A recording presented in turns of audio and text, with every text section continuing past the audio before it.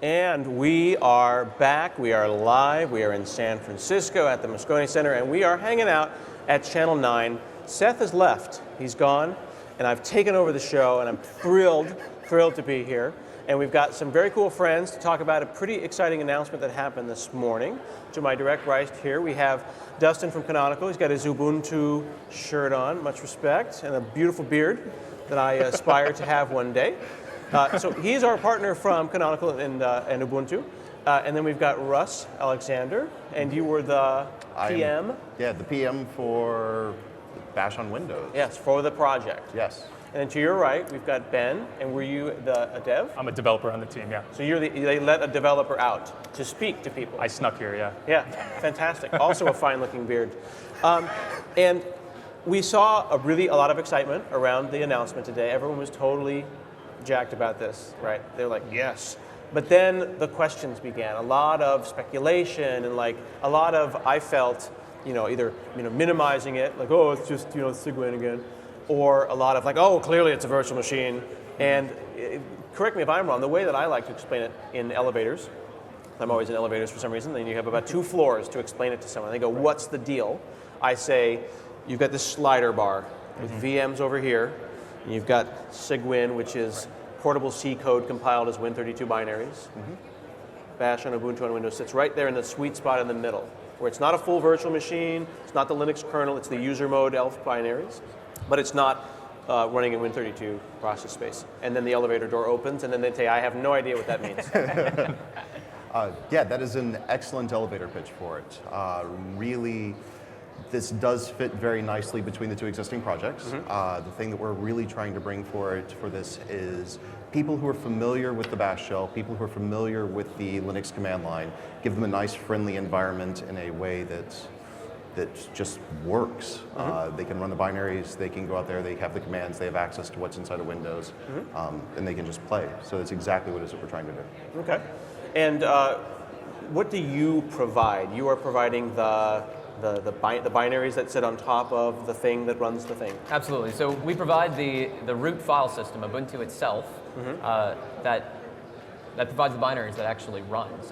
What's beautiful about that is that it's the exact same root file system, the same root tarball, identical bit for bit, checksum for checksum, as Ubuntu in Azure or any other public cloud. On a bare metal machine or a virtual machine if you install Ubuntu, or if you're running Ubuntu in a Docker container, a LXD container, any other container, it's the same tarball that is the root file system for Ubuntu itself, user space. The user space. So it's it's not nothing's modified. It's just simply Ubuntu minus the kernel. Yeah, right. Okay. And boot too. You might want to talk at some point about the init process. But Right, because you're booting different senses. Right. So when I go now to get Ubuntu, I go and I download the ISO, and then I take my virtual machine, whether it be Hyper-V or VirtualBox, and I attach to that. This isn't an ISO that's getting downloaded. No. And when I think of virtual machines, there's a certain amount of weight, a little bit of gravitas that is required with a virtual machine, 30 gigs of space, and it's things, file systems Segmented address space. Right, a segmented address space, and it's, you're lying to the machine, and it's a whole blue pill, red pill thing. Is this virtualization? This is not virtualization. There are no VMs in the making of this. Essentially what we're doing is we are running the Ubuntu user mode binaries on top of essentially the NT kernel. So we have a kernel driver in there, which is the Windows, what is it? The Windows subsystem for Linux, thank you. Wizzle? The Wizzle, yes, the Wizzle. The Windows subsystem for Linux, which essentially takes in the system calls that come out of the Linux user mode. Colloquially, syscalls. The syscalls, yes. Okay. It takes the syscalls, translates them over, and processes them inside the NT kernel. So at that particular point in time, if anything comes in, Windows, but Ubuntu believes that it is running on a native Linux kernel at that point because we're translating everything over. Okay. So if I go to my machine and I type bash and I type VI, and then I go to Task Manager in Windows, what do I see? Do I see bash or do I see VI? Or You'll see a process in there, and it'll be they're lightweight processes. So some of the hooks that NT gets the process name and things like that aren't there. Okay, so some of my traditional tools, my process explorers, may not yet be able to see these things Right. the same way. Not yet. Not yet. But they'll show up in Task Manager. I think they are a system process, or they'll show up as something like that. Yeah. Okay. And then when we say it's not a virtual machine, one of the things I struggle with a lot when I'm trying to get my Ubuntu stuff set up for dev mode is opening ports and forwarding things. In the old day, like, where exactly is localhost anywhere? If I go and make an app, maybe I run Redis or I run Rails or something, and I go localhost port 5000, are we sharing port space? We are sharing port space, so everything is running off a localhost. It does not have a separate IP address or anything along those lines, which means it is beholden to the same Windows firewall rules that Windows is beholden to. You are running on the same networking stack, so everything that you would expect to just kind of work in Windows works the same way here. Okay, so if I have something open on port 85 Yep. in Ubuntu, and then someone else tries to open it, it's like, sorry, hey, that was handled. That's Exactly. okay. Exactly. Are there any compatibility things to worry about? Like, unless I'm writing kernel drivers, like, are things going to behave differently? So, The goal is no. yeah, So the goal is I want to no, hear that. but The goal is no. Yeah, the goal in this is no. case, with this release, it's a kind of a developer release. we are definitely inside of a beta release. This Okay, is, call it a beta. It's okay to call it a beta? Yeah, We're officially calling it a beta right now. Alrighty. It is definitely okay to call it a beta. It is a beta release. Not everything will work right out the gate. We know this. We expect this. One of the things that we're really looking forward to is user feedback. We're going to have a user voice page up where people can go over. You can vote on what you want to see next, what you want to see us working on, what the priorities are, all that other goodness. We're highly looking forward to getting feedback from what people want to see. And yeah, if I say go play, tell us what works, tell us what doesn't work. And someone said, and there's a lot of questions that are going on Twitter right now, and we'll do some questions that we have over here, but we're saying things like, well, does this mean I have to install Git twice now? I have to install Python twice now? And I would propose that rather than phrasing it like that and looking at it in a negative way, well, it's like, well, you're going to get the Windows version of Python, and do your testing there, and then you do your Ubuntu version. If you would like to use the Ubuntu version, If please. you want to use that. It's all about choice. It's all about choice. It is exactly. It is all about choice. Very cool. Let's take a look at some of the questions that are coming in here. So here's an interesting one, because we are in a kind of an unusual kind of, I imagine almost as a zipper, as these two operating systems come together, and there's user mode and kernel mode trying to deal with those things. Does Bash on Windows still have the max path limitations? Like, where does this live on disk? Do they share file system or not? Yeah, well, Davis? they share a file system. definitely. Yeah, max path is an interesting one. Maybe Russ, you can take that one. So yeah, max path is definitely an interesting thing. When you are inside the Ubuntu file system and you're playing inside of Ubuntu, the max path issue will behave a little funny if you then go to the Windows file system and start playing inside of Explorer. It will let you do it. I have done this myself. I have played with it. But when you start breaking out, that's one of the places where the two worlds don't quite align just yet. Okay. So you'll see a little bit of a tear there. So let me see if I can paraphrase, and you tell me if I'm correct. Please, Because yes. I want to make sure that if I understand it, then maybe they'll understand it. Yeah. Okay? So if I go CD tilde, Tilde, yeah. Tilde, yeah. and I go and make a dev folder, and I go and git clone something or do an npm install, and I get a big deep node modules, I'll probably be fine because I'm running in the Ubuntu file system. Right. Correct. But if I go to /mount/c/dev, now I've gone through the wormhole, and now I am sharing the NTFS file system. Things get a little funny there. The other thing, and we will probably actually let you create that within the Bash shell, but when you go out and Because actually... the file system because the supports file it, system, but yes. Explorer doesn't yet. But when you go out and open up Explorer, you're going to get a little awkwardness. So, Right. So just be careful that there might be a little funniness going on there. Okay, but- so but please feel great free. question there. Looks like Kevin Gallo says in the next 2 weeks or so we'll see a flight for the insiders. Is that Yeah, true? so that's actually a pretty important point. We are not in the current insider flight that's going out now. We expect that we should be out where people can play with us within the next 2 weeks. So, That's cool. Yeah. Real bits that people are going to Real use. bits people can play with. Go try it. And like I said, tell us what you think. And speaking of versions, what is the version that we get when we try this out? Today is Ubuntu 14.04. 14.04. LTS. Trusty. Trusty. We're moving to 16.04, which is Xennial. Ubuntu releases Xennial in about 3 weeks from now. So how does that work? Does that mean that people who typed bash at one time get 14.04, and then in a couple of months I'm going to type bash and get 16.04? We're still working on that particular upgrade. We're working on Xennial right now. We're playing with it internally. We're trying to make sure that it works before we actually push it out. But it is definitely something that's high up on our list. So then that brings the question, is the intent that I would apt-get upgrade? You certainly can. So app works as you would expect app to work in any other Ubuntu system. Early adopters can take their 14.04 and upgrade to 16.04 with an apt upgrade. By the time that this is adopted in mass, I think we all hope that we have users on 1604. I think one of the driving motivations here is, what Ubuntu brings to open source is velocity and choice, and that velocity means that we want the latest and greatest bits in the hands of the most Windows users as possible. Shiny. We'll do a demo in a second, but we'll bang through a couple of these questions here. Please. Does it mean that I can run all kinds of command line Linux apps? Nick has this question on Windows now. I can say personally that I've apt-get installed VI, and I've apt-get installed Redis from an alternate app feed. I've run all the command line stuff I usually run, VI, Emacs. Yeah, so I haven't been able to do tmux yet, though. tmux is not working at this point. Okay. So we have to focus on scenarios here. There's a lot of surface area for Linux. We know that we can't get it all done initially. We're really focusing very heavily on the scenarios of just running the bash shell, making sure that all the command lines work, making sure that you have a nice stable environment. Right. After that, there's a bunch of things that you can go out there and you can play with. Some, like I said, some work, some doesn't. Everything that you mentioned does work. I've run a lot of those myself. Sure. We know things like tmux does not work. I don't believe that I don't believe that top actually works. No, top does not work, or htop. Or htop on the release that's going to be going out first. We will be making that work. Now, we are also only working on command lines tools. I think it's pretty important to say that we're not actually bringing up any sort of GUIs or anything like that. Okay, cool. So I'm not going to go and start running graphical, because it's not about that scenario. Because for me, it's about the developer. This is all about the developer. And as I said in my blog, when I go to a web page and I see web developer tools and I see a $sign and some instructions, in the past I kind of go, I guess I'm not really part of that club. Yes. Now I am. Now you I are. can do those things. All right. Is process.fork supported? What is the fork situation in this? Do we talk about forks? Yeah, sure. So fork is, our processes are they're minimal processes. So they're a new concept that we've invented, and NT kind of leaves them alone. Like their address space is not. So there's no vi.exe in the tree in the classical Windows sense, in the heavyweight sense of processes. Right. It is really a Linux process. Right. Really So I'll kind of walk through fork and explain what happens. Is the user mode process forks. That's a fork system call. Our driver handles that system call, and then we create the new thread, and we do all the right, based on the fork flags, we do whatever the user specified for the address space, and then the new thing continues on, and then there you have two processes or two threads now, and.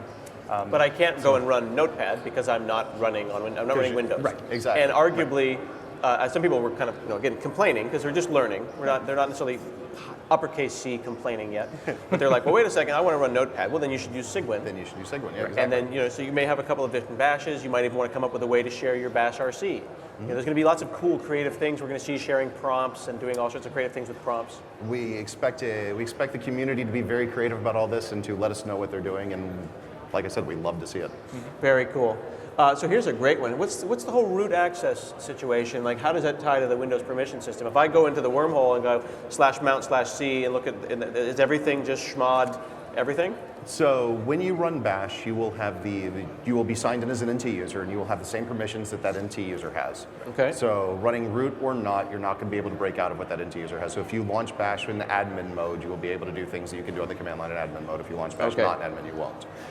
When you are running within the Ubuntu environment, when you are root, you will have everything that you can do in Ubuntu as root. And so while you're talking, go ahead and bring me up on the big screen here and show my computer here.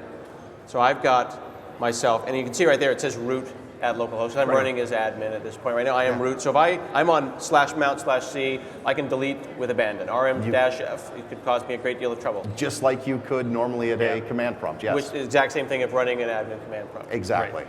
Exactly. You have no more or less privileges than you have when running an admin. And then if I go LL here, it's like free for all because I'm in the world of NTFS. Yes. So NTFS, we're not trying to do any kind of weird syncing between NTFS and making the file system NTFS permissions bubble up. No, there's. I would say that's one of the most elegant things I've found about this. When you think about Linux in a virtual machine, or Linux in a container, or any other sort of way of obtaining a shell in Ubuntu or Linux in a Windows environment, you're very separate from your environment on Windows, and vice versa. But what you have here is full access to your Windows file system from Ubuntu, and then full access to that Ubuntu file system if you're in Windows Explorer. It's the similar kind of thing you would have to use like a network share for before. Now you just get access to those drives. That makes sense. That makes sense. Here's a great one. Can I restore the Linux file system without torching everything? How do I say oops and then undo it all? At that particular point, we have basically an uninstall. We don't really have a good way of going out and doing that just yet. This will be in the docs somewhere in the future? Yeah, this will be in the docs. Yes. Read the So, docs. yes, they'll there'll be a explain way to kind of reset from fresh. Yes. I've had to do a few times. TBD, but yes, the intent is to have something like that. it. The intent is to have something like that, definitely. Okay, so here's a great question. Where is it really stored though? Can I go and find the hidden file called linux.linux and point at the thing? Like, So- where am I here? So you can bring it up. So here I am on my machine, and what's the file system command that you do on Linux? It's like fs? Mount? What do No, I you want want? to see the file system. I want to tell me about the file system. It's like fsutil or whatever. What's the thing that... ls GS? slash? What do you? I want to say, like, tell me about my disks. Oh, fdisk. That's not going to work. Not fdisk. FDIS probably won't. Well, Like, not fdisk, So- file system. Is that it? I want to know Actually- about my partition. Yeah, I'm not sure. Type The mount. I- I think mount is Type mount? the interesting one. Right? Okay, So you gotta there re- you go. So there's my Yeah. root file system /type root file system. So it's not really going to know. I'm assuming the question at this particular point is, could I So open now up, on Windows, where is it? yeah, open up File Explorer. So this would be users, your alias. Oh, so it's user-based. It's user-based, yes. But it's So user- each user will have their own separate Okay. Ubuntu environment. So where am I Correct. going? Very true, yes. Each user will have its own separate their own separate Ubuntu environment. So you see user Scott local, User's got App data? app App data, data, app data, data. local, and then LXSS. LXSS. There you go. root. So root, Yeah. that's actually the home directory for the that's- root user. that's- Yeah, that's the home Tilde. directory for the yes. Yeah, that's tilde. If you go one level up, there's a hidden folder in there that has the root file system. It's called. Okay, so where is it? It's in there You would somewhere. actually have to be able to see system files. You'd have to go into properties and open up system Oh, files. I got to do that whole thing. Yeah. So there's a hidden folder Right. in there. Yes. Right. Okay, so there's your answer. Right. So what's the clipboard scenario? Because I've always done VNC and done clipboard sharing and all kind of stuff like that. The only clipboard is the console, isn't it? That is true. So right. clipboard works. For every time I've used this, worked as expected. It's Exactly. whatever's Highlight some inside. text. Yep. Yeah. Clipboard. Go over here. Copy, paste, you're done. Between Yeah. environments, everything is Windows, so the clipboard is just the Windows clipboard. Yep, there's the clipboard. Great. Hey, with Bash on Windows, we'll be able to use compiler tools like GCC. Yes. Actually, Why not? Do you Absolutely. have a C file you can compile? And We can write a hello world Yeah, if hello you'd world. like. Yeah. Well, I got to go so- and apt-get. It's build, apt-get build, install. Apt install. this one takes a Apt moment. install. Is that? Just apt install GCC. I don't say apt-get. Am I old? Is that like? Does that date Yeah, me? that's the You old can way run of app, doing it. yeah. Does it do the same thing? So I actually have a Channel 9 video Good up info. where you can see me go out and actually run GCC over a Hello World app. It works as you would expect. right. It And when works you're- as you expect. Well, when you're Hearing that a lot. compiling it, you're not compiling a Windows binary. You're actually compiling a Linux binary, an ELF binary. An ELF binary. Right. So it's conceptually you can think of it like you would a VM. It's not a VM, but when you're running a different OS Right, essentially. It is. Than You would. are in another universe right Right. here. You're not going to be running. Now, you might want to be running around on the C drive if you want to run Emacs when you use Emacs as your editor and things like that. Yeah. One of the first scenarios, and we talked about this a number of months ago when we were working this stuff out, is Rails. I've always struggled to get Ruby and Rails to work on Windows. They try. There's been some amazing open source work around the Ruby installer and the Rails installer on Windows, but it just never quite works the way it works on Mac and Ubuntu. I put it on here and it just worked, and I was running Sinatra apps immediately with minimal effort. So just full disclosure, we have had a lot of gyms that haven't installed quite correctly. That's just, there's a large area to cover with syscalls. We are trying to get them all in. Is syscall a thing where there's like X hundred of them or X dozens Yeah, of there's them? 350 or so. Yeah, 350 is roughly. Yeah, and a lot of Yeah. them are not used. So Until they're totally used. Exactly. So how we've kind of gone about things is we implement what it takes to boot, to launch a process, and then we run some scenarios that we think are interesting. Like we try Git and we try GCC and things like that. Yeah, and I just And- apt installed GCC. Yeah. I'm dating myself with my apt-get. There's GCC, and I go and do that.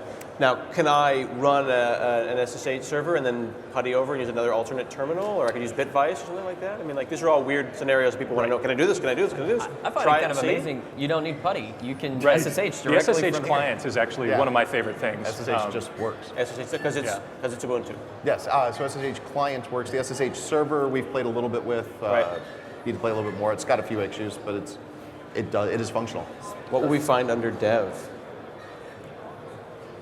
That's what you find under dev. I like just answering questions like that. Yeah, Go ahead, put that's- yeah, So go ahead. Raj Vengali said, what do you find under dev? That stuff right there. Right. And it's in color too. Yeah, and Yes. if you look in proc as well, you'll see entries for each process. Yeah. and- It's fun to cat proc CPU info. Right. So that's telling you information about the processors you're on. And this is significant. It's not the virtual machine processor assigned to it. It's not a virtual machine. No. That's my It computer. is your computer, That is my right. computer. So that brings me to the next question. What's the performance scenario, right? I mean, it's like running on the metal. So you can run sysbench, and I ran sysbench on the CPU, and Yep. it took 9.3 seconds to run under Windows Subsystem for Linux, and it took 9.3 seconds to run on my ThinkPad rebooted into Ubuntu. So sysbench. Sysbench space test equals CPU space I've run. never actually run this. yeah. There's I love that we're doing this like, This is kind of a like, terrifying there, demo. like there was a script. There's no script. No, there's no We script. have no No, idea what's none going whatsoever. on. to give that. I don't know. I've got an i7. I've It got- takes me I've got an 9.3 there you go, seconds. 9.9 seconds. 9.9. I want to do it again. 9.9. My Yeah. ThinkPad's way faster. Well, my ThinkPad's on battery. yeah. So performance is pretty good. We're working on performance. There are some areas that are faster than others. We've been playing a lot with like file system access and stuff like that. So some areas are much faster than other areas, but Yeah. it's getting better. Yeah, We run VI. Pound include I can. What's that? standard I/O Oh, you want to do that? Are we really doing that? Are we really doing this? print out. We can, yeah. I'm going to let you do that because I wouldn't probably not be able to exit VI. So how much space does that base image take up? Are we talking gigs or hundreds of megs? Hundreds of megs. in the hundreds of meg space. Hundreds of Yeah. megs. So this is not the dedicate X tens of gigs like you do in a virtual machine. No, not by any stretch. Not by any Now, stretch. is this meant to replace virtual machines, or this is a developer scenario? This and is- when you run your actual workload, you do it either on the metal or So, in a VM. as we spoke in the beginning, there's that continuum of work. There's Segwit on one side, there's VM on the other. This does not replace VMs by any stretch of the imagination. VMs still have a very strong place. VMs are still very useful in a lot of ways. No, I think it's great. See if we can do it in the first try. Are you going to write it all over? Oh, we're writing Hello World Live. We That's are great. writing Hello World Live.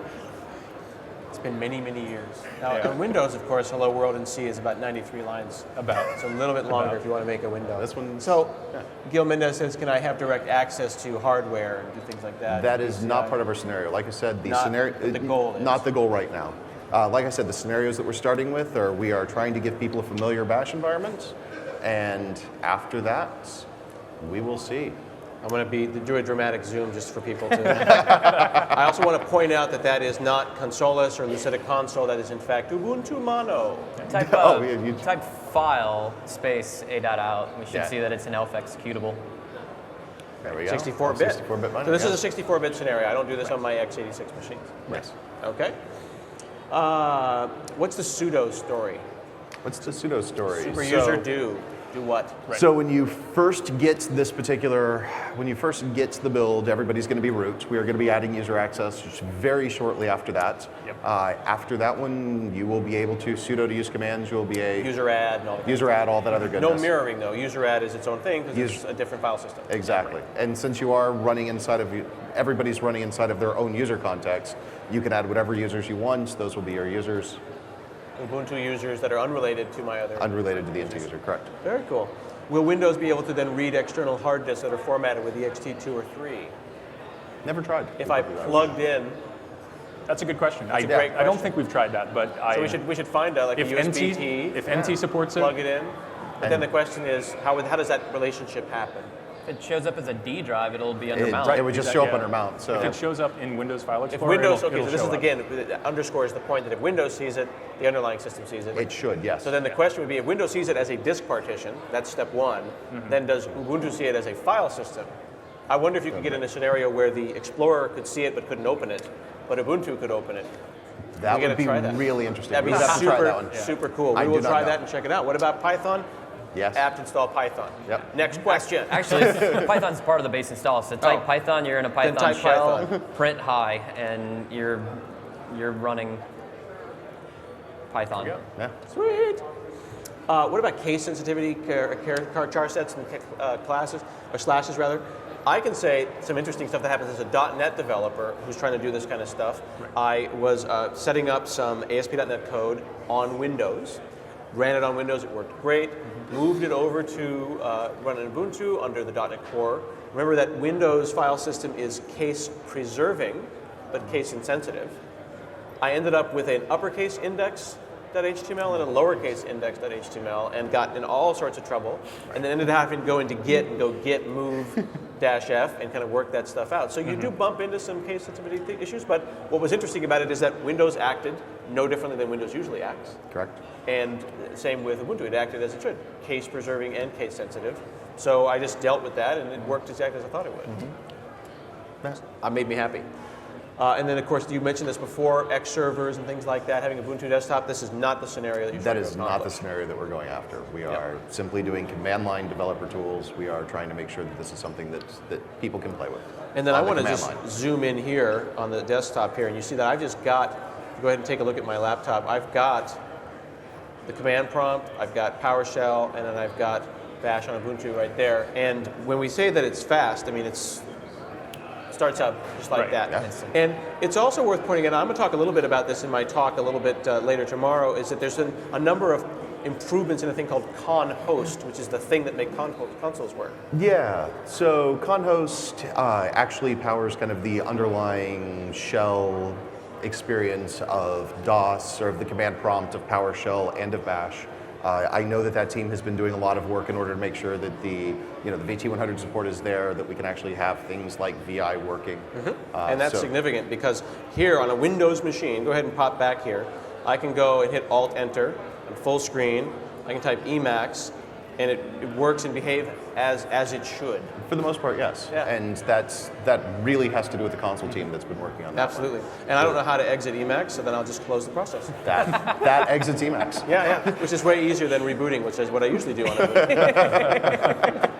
Let's see, we got a couple more questions here, and oh, here we go. There's a blog post soon on building apps for Windows. It can be a deeper dive into all the technical stuff. I hope that the people that are watching really listen to these answers. You guys have been completely transparent about this. Yeah. There shouldn't be any more speculation about what the value is that this provides. It's extremely clear to me as a developer.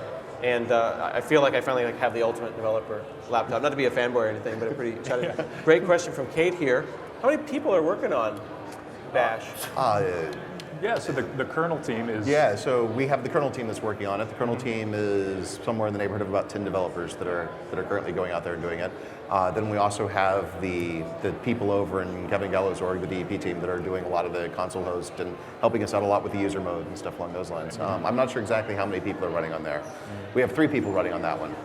And when I turn this on, I mean, do I get this when I get Windows out of the box, or do I have to actually ask for it and say I'm a developer, so I'm going to be in developer mode? There will be an install process. You do have to be in developer mode. You will have to go out and turn on an optional component for this one. Okay. When we do release, we will have MSDN documentations on how to run the installation, all that other goodness. Definitely recommend that people go out and read them. And I know that in the past, where is developer mode? It's in the It's, settings, yep. yeah. For There developers, you go. right there. So I've gone here in my machine, and this is where you go when you're doing Universal Store work, you're doing Windows Store. You can say, Nope. my non-technical Wrapping it up. my non-technical family member says store apps. You say developer mode. You go and be a developer and have all sorts of fun. Right. Thank you so much, Dustin from Canonical. Hey, Appreciate thanks, Scott. hanging out. Russ, Thanks, Scott. good looking out. Ben, thanks a lot. Yeah. We'll see you later. We're having all sorts of fun here at Build 2016.